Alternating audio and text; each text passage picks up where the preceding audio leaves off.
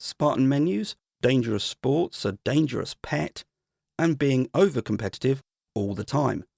It's time to place Sparta in the spotlight on the Ancient History Hound podcast.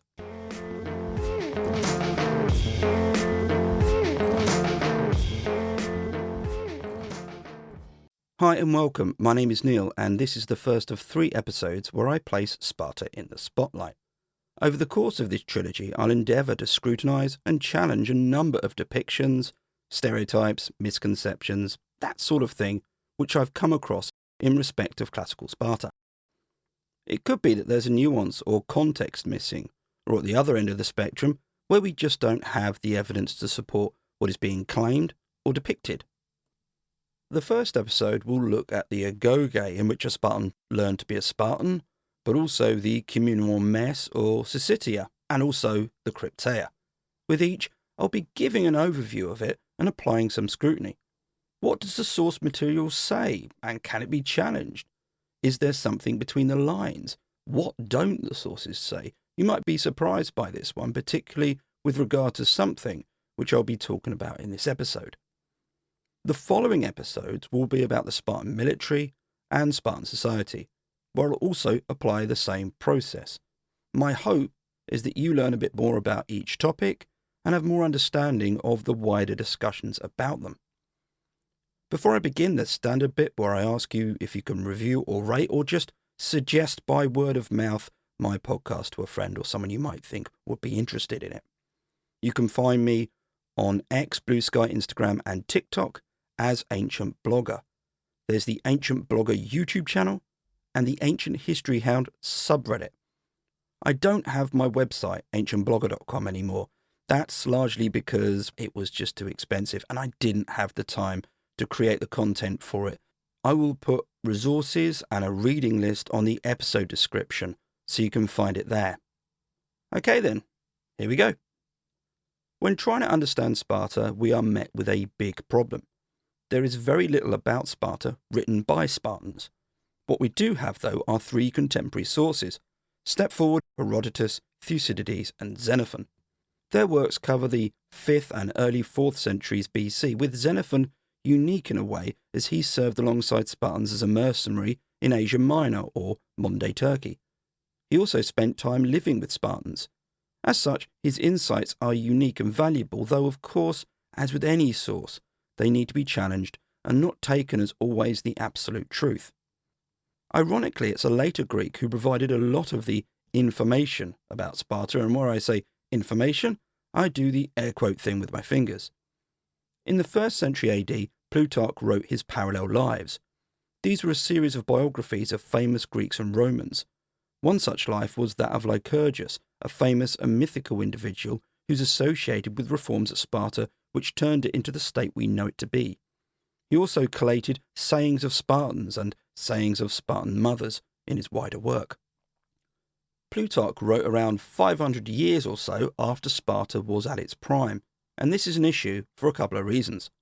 The first is pretty obvious. He wasn't contemporary like Thucydides and co were. I should add a caveat that being contemporary doesn't make a source wholly reliable, but it certainly does help validate things. Plutarch would have accessed these earlier sources in his works, and therefore meets a similar issue, namely a lack of Spartan sources. That he wrote later meant he relied on the contemporary sources and those which followed Sparta's decline in the mid-4th century BC. These were not entirely reliable. Added to this was that in the 3rd century BC, Sparta had a resurgence of its earlier cultural institutions. It was a shadow of its former self, but certain bodies like the agoge, which I'll obviously be focusing on shortly, were reinstated. The challenge here is knowing whether observations Plutarch made about the agoge and other aspects of Spartan culture in his life of Lycurgus were informed by the later manifestations of them. There is another thing worth considering with Plutarch. His lives were biographies whose focus wasn't historical veracity. It was more about the person and how their character compared to the person that they were paired with. With Lycurgus, this was certainly the case, as there was very little known about him. This extended to whether he existed and when. Plutarch's life of Lycurgus opens with the following lines, and I quote, Generally speaking, it is impossible to make any undisputed statement about Lycurgus the lawmaker, since conflicting accounts have been given about his ancestry, his travels, his death, and above all, his activity with respect to his laws and government. End quote. This is really important because Plutarch's Life of Lycurgus includes information about Sparta which isn't corroborated in the earlier sources. As I mentioned a moment ago, there were writers and sources in the centuries following Sparta's decline who may not have been entirely accurate, but were used by Plutarch. This isn't his fault. It means that we have the responsibility to take this into account when we use him. We meet a similar dynamic in his sayings of Spartans and sayings of Spartan mothers. They are wildly enjoyable, and you can't blame Plutarch for collating them. However, they are just that, sayings. Consider two issues here. The first is that if they were genuine, they are symbolic of a Spartan attitude or ideal condensed into an anecdote or quip, not necessarily something which actually happened. The second is they might be later versions of this similar process.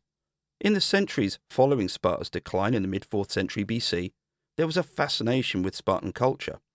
Groups such as philosophical schools extolled certain Spartan values. Sayings may have been crafted by such groups at this time to best represent a virtue that they admired. I've got one such anecdote in this episode which involves a fox, and hopefully will illustrate this. It seems then that even by the time of the Roman imperial period, there wasn't an easy way to provide an accurate description of classical Sparta. That the writers of antiquity might exaggerate elements of it led to a French classicist called François Ollier coining the term the Spartan mirage. In more recent times, there has been a focus on clarifying and reassessing Sparta in many areas. However, certain misconceptions, let's call them that, still do the rounds, and hence these episodes. I hope that made sense in what I said, but also why I needed to say it. Hopefully we now have a better understanding of why and how we have these misconceptions of Sparta and how the sources are involved in it. I'll start then with the infamous Spartan education system, the agoge. The accepted view is that a boy at the age of 7 would leave his family and be enrolled into it. The popular depiction of this is a literal school of hard knocks, in which great suffering and hardship was had. This then produced those elite Spartan warriors who often perform highly impressive martial feats on the big screen and often in slow motion. Was this really the case though, or is there another way to understand it?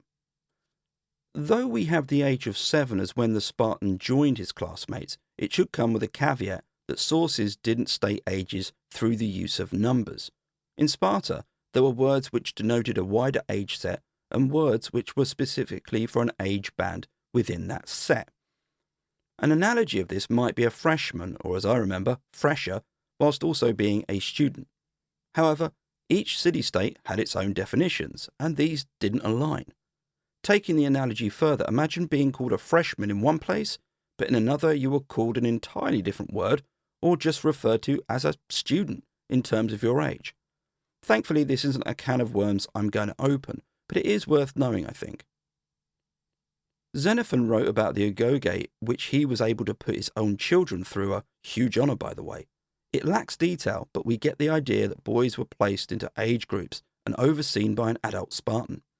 Assisting him were men in their early 20s who had themselves been through this. They were charged with discipline which they enforced using whips and probably a few other things. Early on, a boy was introduced to tough living, and Xenophon mentions 3 manifestations of this. 2 of these involved clothing or a restriction thereof. Spartan boys wore no shoes, which meant their feet would harden and make difficult terrain easier to navigate. It's not exactly the same by any means, but I have worn Roman caligae, the legionary footwear, and it does make hard surfaces trickier to walk on. This seems to be a practical thing rather than abject cruelty then. The second involved restricting a Spartan to the use of a single cloak. This would make things tough in the extreme heat and cold, as one type of cloak wouldn't serve both those conditions.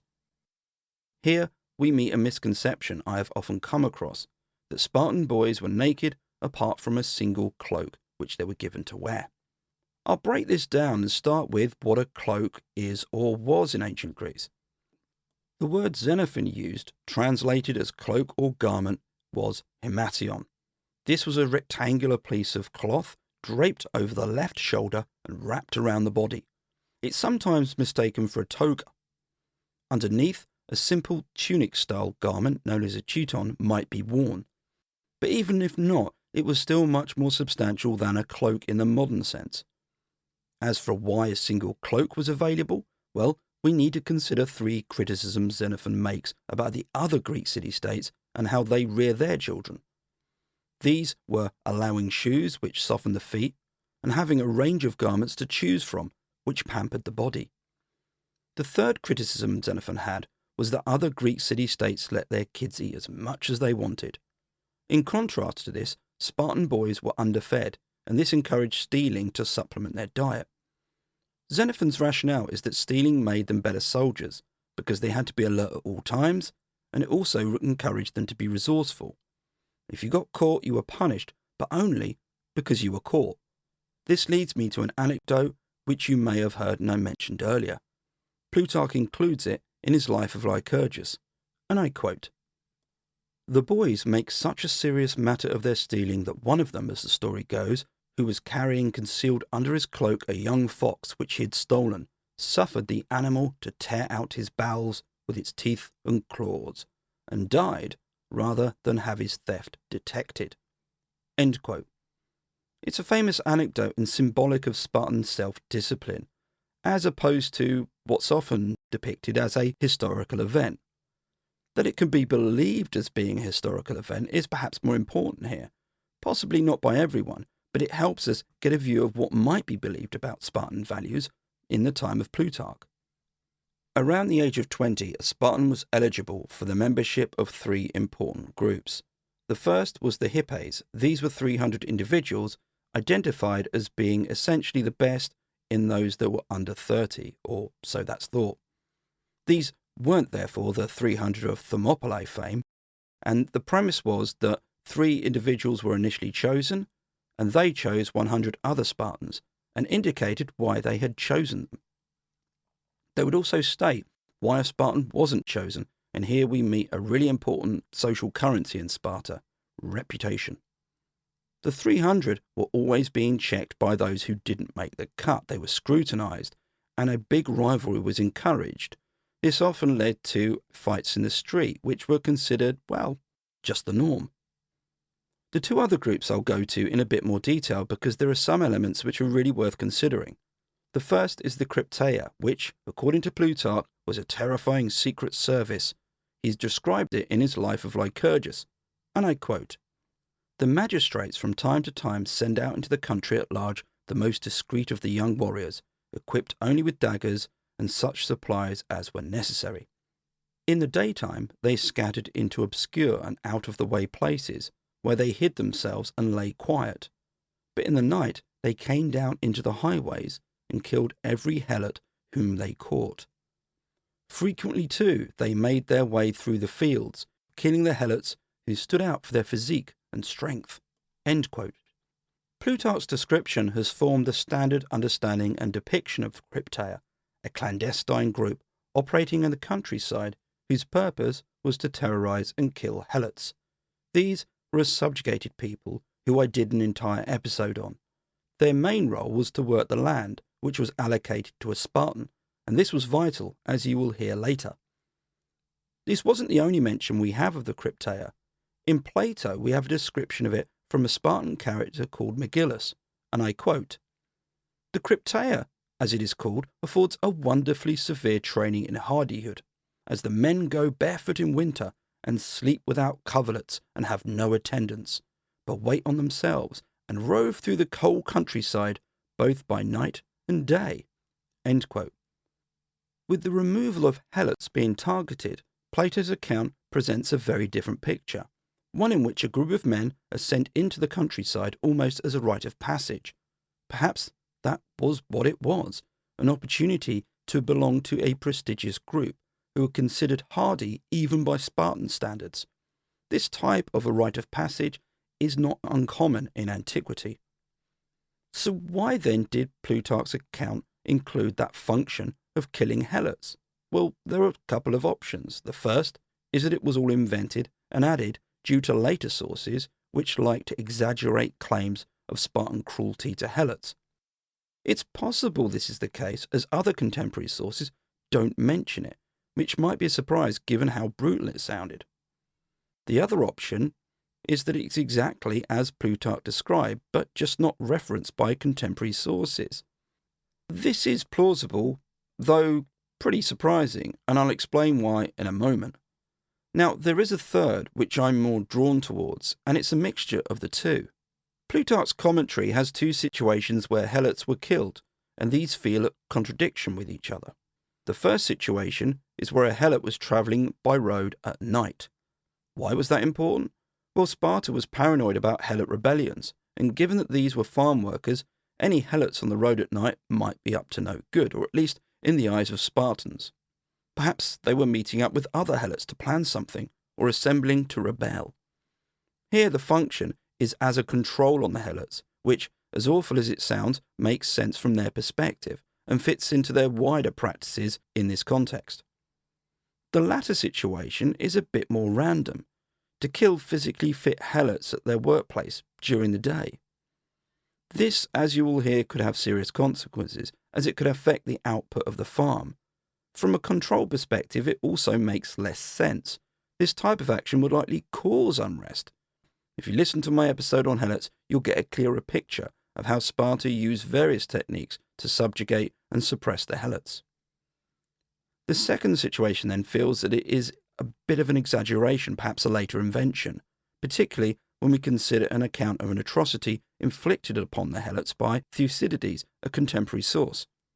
In this, Helots were asked by Sparta to nominate themselves if they thought they had performed well in any military service, with the implication that they would be given freedom.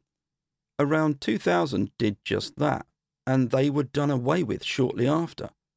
The presumption being that they were too dangerous given their ambition and their military skill. These were threats. This might be considered supporting the extremes of the Krypteia. However, it suggests that any swathe of Helot killings was done with a rationale, as per Thucydides' account. It also prompts the question of why Thucydides failed to mention the Krypteia performing the Helot killings and that function, given the opportunity when he referenced that particular instance. I would argue that the Krypteia was a group who required a rite of passage to join, which involved surveillance of particular roads, most likely in Messenia, a region to the west of Sparta. The idea was to ensure that the Helots weren't engaging in suspicious activity at night. This also had the benefit of honing surveillance skills and general vigilance, which would be useful in the army, and we've seen elsewhere, for example, in the practice of stealing. It was likely a function which rarely came to anything, though, as the Helots would be well aware of the consequences of travelling by night, and they were likely not permitted to do so anyway. In this way, the Krypteia embodies elements we see elsewhere. A group you likely had to compete to join, hardship training, and developing a certain skill set which had military use. The final group wasn't optional. This was membership of the communal mess or syssitia, and to put it bluntly, a Spartan who failed to do so wasn't much of a Spartan anymore. In fact, his citizenship was tied to being a member of the mess or syssitia. This was facilitated through a vote of the 15 or so members, with just one no, meaning the candidate would be rejected. Here, again, we meet the important theme of reputation. There's also the chance to indulge in some speculation about this, and a modern analogy which I hope makes sense. Population statistics are always incredibly difficult to estimate in antiquity, but if the number of around 9,000 Spartan adult males in the early 5th century BC was correct, that would mean 600 or so communal messes. I have no experiences of fraternities in the US, but I wonder if some of those messes had particular reputations, and others were more favourable to candidates whose relatives had been or were members. I fully expect there were rivalries, and I'll speculate on that shortly. The depiction of the communal mess is often of an austere and dour barrack, in which Spartans sleep, eat, train, repeat. It was true that Spartans would eat there in the evening, apart from some very specific circumstances, and spend the night there. But this portrayal of the communal mess, and even what that communal meal was like, can be challenged. I'll start with the meal, as this, in a sense, is a representation, in a wider way, of how the communal mess was thought about. It's often in unpleasant terms, thin gruel, and nothing much to tempt the appetite. The reality was probably different and involved more on the menu than you might think of. A character called Dicaearchos of Messenia is cited in Athenaeus. Though Athenaeus is a later source, Dicaearchos is thought to date to the 4th century BC, and he listed the following as what was on the proverbial Spartan menu. There was barley meal, wine, cheese, figs, and side dishes. Xenophon wrote that wheat bread might also be an option, and that hunting expeditions would further add to the table. Barley cakes soaked in olive oil are also thought to have formed a sort of after-dinner treat. Membership of the communal mess required monthly dues being paid, and this was the form it took: foodstuffs. These came from the farms allotted to the Spartans and worked upon by the Helots. Failure to pay your monthly dues would result in a loss of membership, and as such, these contributions were highly important. Analysis of the amounts isn't easy, as units not only varied in different periods, but in different regions in antiquity. That said, the amounts of each were more than would have been likely consumed by an individual. The amount of wine, for example, has been estimated at over 39 litres. This surplus, which included the wine, has led to speculation. The Spartans were famously a sober bunch, but perhaps they only had wine which was cut with a lot of water. There's also a suggestion that the surplus was used to cover others, who might be guests, or other non-Spartan attendees. What if some of the surplus was given to families of the members, or to Helots a Spartan wanted to reward?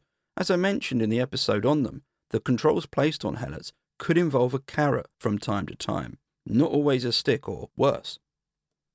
The perception of Spartans not eating well may have resulted from a couple of associations. The first was a link to the boys who were deliberately underfed. The second is perhaps a misunderstanding of what Spartan meant in this context. It wasn't the amount of food, rather a lack of any, let's call it, culinary trends.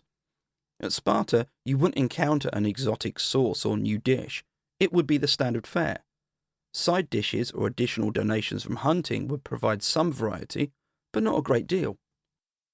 The third and final association was with the famous black broth. This was considered to embody the Spartan dining experience, and though the ingredients aren't exactly known, it did include pork and pig's blood. A popular anecdote has it that a traveller from Sybaris ate some, and then commented on how he now knew why Spartans didn't fear death. This is a popular and somewhat damning indictment of Spartan cuisine, but as ever, it's worth reconsidering this a bit. To start with, we only have this anecdote in the much later sources of Plutarch and Athenaeus. I say much later because Sybaris was a Greek colony in southern Italy, which was conquered in 510 BC. It was also somewhere famed for excessive luxury, in particular the honour given to chefs, and essentially food. Food was held in high esteem there, and if you want to hear more about some of the really bizarre excesses, including dancing horses, you can find that on my episode on Magna Graecia, because after all, this was a Greek colony in southern Italy. Plutarch's version of the anecdote doesn't refer specifically to food. It's more a wider observation made about Sparta in general and how it was, well, devoid of luxury or anything that he might consider luxurious. It's Athenaeus who places it within the context of dining customs, and specifically Spartan ones, and perhaps this was his take on that earlier anecdote in Plutarch. He's not lying, more amending it to fit the topic in hand. Let's also consider the meal itself, whose main ingredient was meat. This marks it straight away as something which wasn't, well, thin gruel. Meat was, after all, something which people were really keen to eat, and it wasn't the sort of standard fare for many a person in ancient Greece. It was actually quite a privilege to be able to eat meat. The meal itself might have been challenging to a non-Spartan palate, but that's an experience we have in the modern day. For example, I've tried haggis and I really liked it. However, I know people who don't like it and wouldn't try it based on what it's made of, and I've also known people who've tried it and not liked it as a result. But as I said, I was very keen on it and hope to have some again in the future sometime. The anecdote or anecdotes therefore have layers of context which we might not immediately engage with. The association with luxury that Sybaris had, something which would have been immediately obvious by those hearing in antiquity, for example. The premise itself is quite amusing then. It's akin to the comedic trope of someone from a wealthy background encountering life at the other end of the spectrum and not quite getting it or fitting in.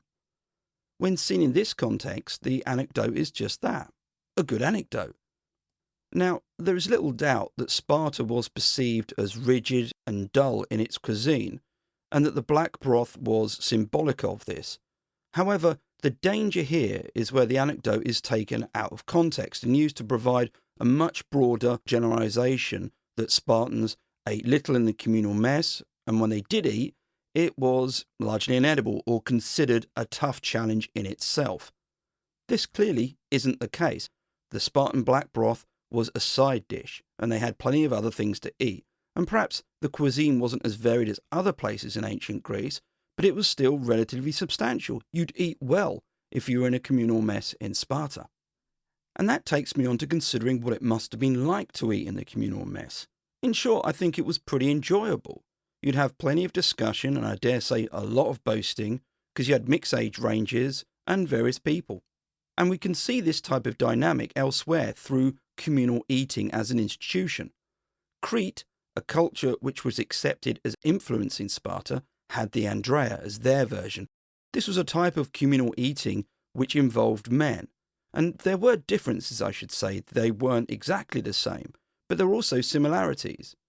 And it's plausible to see the syssitia, or communal mess, not so much as a unique institution, but more a Spartan version of that type of institution, shaped and formed to align with the aims of its society.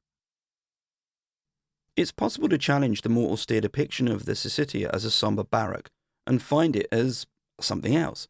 This extends to where we consider the agoge and syssitia in the context of a function which seems eminently sensible: military training for soldiers. You might be surprised by this, but we have no evidence of drills or military training as part of the agoge or happening in the syssitia.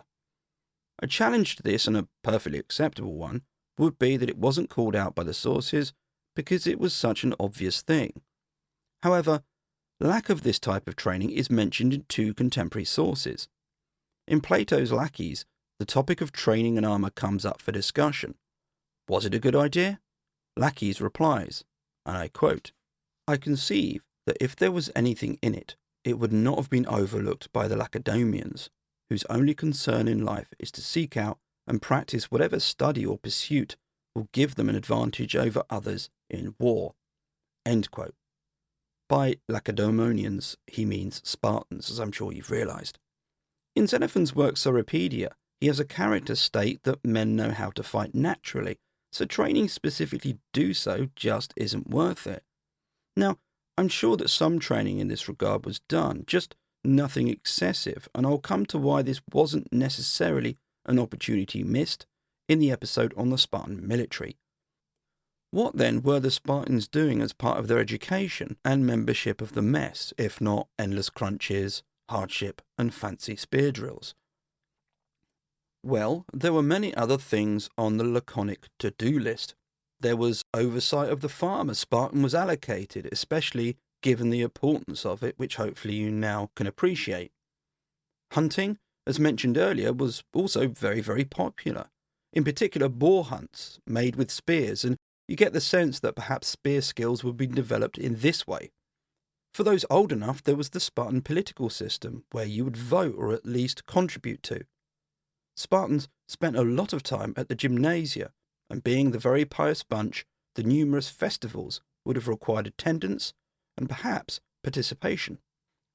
Participation at a religious event might include choral dancing. This was a proud tradition in Sparta in which groups of men sang and danced. This wasn't drunk uncles at a wedding. This was skilled choreography, and here we meet an important theme, that of teamwork. This was really, really crucial to develop, and I'll be flagging it more in the military episode. Outside of festivals, this skill was further honed through team sports involving a ball. Team games involving a ball are referenced, albeit fleetingly. Xenophon mentioned how anyone guilty of cowardice in Sparta would be an outcast and left out when picking teams for playing ball. Exactly how this was played is debated, and we are left to speculate from other accounts of these types of games. One is given by Pollux, a source writing in the 2nd century AD, and he wrote of several versions of games involving team ones which seem to involve physical contact and a ball. Of these, one he called episkyros, which involved two teams facing off with a ball thrown and lots of pushing. An obvious issue with this is that Pollux is writing several centuries later. However, he also mentioned bibasis, a game played by Spartan girls where they jumped and flicked their heels. We know that this dated to the classical period. There's also a relief on a marble statue base which dates to 510 BC and seems to depict something very similar to episkyros. A link specifically with Sparta and ball games can be found in Athenaeus. Though he's another much later source, he cited Hippasus, a much earlier one, as credited the Spartans with inventing ball games. It's highly plausible then that Sparta had team games involving a ball, and given what we know about Sparta, it was also equally likely that these were very competitive and involved a fair amount of physicality. Spartan culture, as you've heard, was a place where competition and rivalry was encouraged. I wonder then if the communal messes played each other in those ball games and found similar rivalry in a choral group performing for a religious festival or in one. For the ancient Greeks, competition could often be found in the context of worship. Athletes competed against each other in games in honour of a hero or god, and this extended to dancing and other performing arts. Team sports and choral events may well have been a part of what was taught, but also became important in a different way, as a form of competition between those syssitia or communal messes. As I come to the end of the episode, I want to revisit that question I asked at the beginning. Was the intention of the agoge to produce that elite warrior we often associate with Sparta? The short answer is yes, but the longer and more considered response is yes, but not in the way you might expect. The agoge and syssitia worked on the mind as much as the body.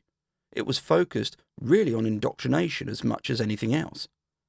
Thucydides alluded to this in a speech he puts in the mouth of a Spartan, where the Spartan says, and I quote, "We are wise because we are not so highly educated as to look down upon our laws and customs, and are too rigorously trained in self-control as to be able to disobey them." End quote. Thucydides paints the Spartan almost as a machine taught to obey and not think. He links this to the nature of the Spartan education system, and I think this is unfair. There's evidence, for example, that a Spartan would have been taught literacy, and that their education included aspects such as music. I'll get to that a bit more in the Spartan Society episode. The comments Thucydides makes about self-control does have traction, though, and so we might want to consider what the agoge and the syssitia aim to hone within an individual. I'd imagine if I asked you to write down a list, it wouldn't vary much from mine. It would probably include a few that I'd missed. Discipline, the ability to endure tough conditions, teamwork, taking orders, the importance of the state, being competitive with your peers, the importance of reputation, physical conditioning. These are some of the main ones which came to mind, and which I hope I've evidenced in the episode.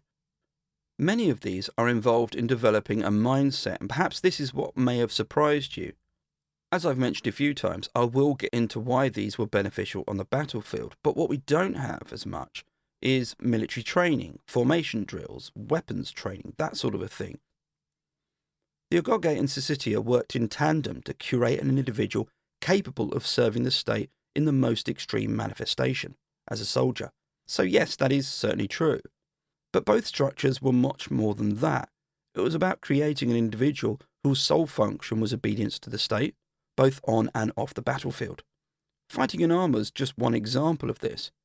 I'd argue that reducing the agoge and syssitia to just that ignores many of the nuances I hope I have elaborated upon.